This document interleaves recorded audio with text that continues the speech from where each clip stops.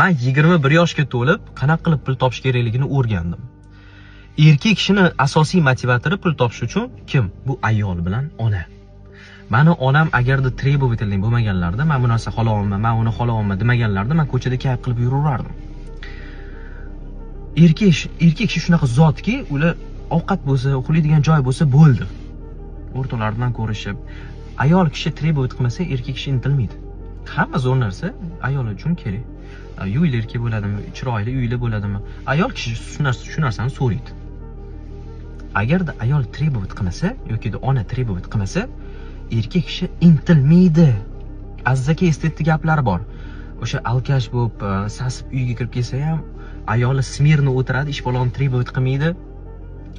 Boy oilada ayol har doim yana ko'proq deydi. O'shaning uchun ham ular boy oila. Ayol kishi требовать qilmasa, erkak kishi umuman ish baloga erisha olmaydi.